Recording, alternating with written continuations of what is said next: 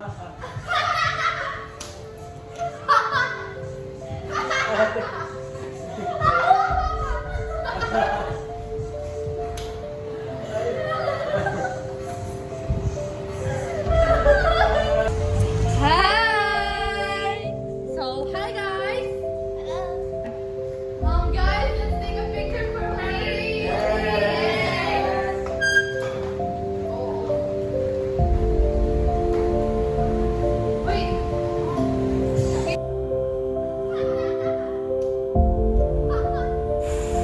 I feel important to them?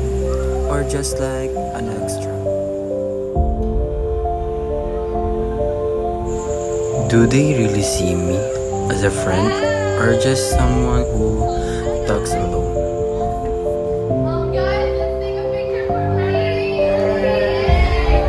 Am I not enough for them to treat me like a real friend? If I stop trying, would they even care?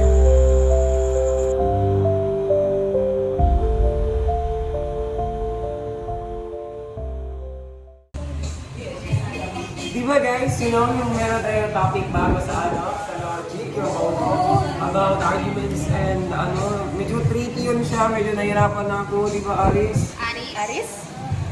Uy, Aris? Okay ka lang? I'm sorry guys. Aris, okay ka lang ba?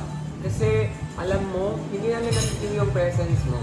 Like parang palagi kang utang, parang hangin ba, hindi namin natin-feel. Sabihin mo na, okay ka lang ba? Okay lang naman ako. Pero, ewan ko kung bakit. Di ko ma-explain yung nararamdaman ko. Kasi, nararamdaman ko rin to sa previous circle ko na parang left out ako. Ganun ko. Aris, naintindihan kita. Pero always ka welcome sa namin, sa circle of friends namin. At binibigyan ka namin ng pagpapahalaga. And at the same time, hindi ka namin hayaan na ma-out of place. Sorry Kuya Al, subukan ko na lang magbago. Subukan ko magtiwala ulit sa inyo. At hindi ko na po ulit. Pasensya na po. Oh, sige. Tingnan na.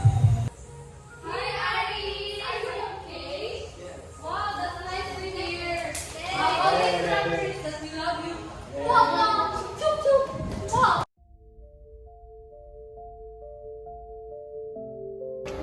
Hi, Aris! Aris! Halika.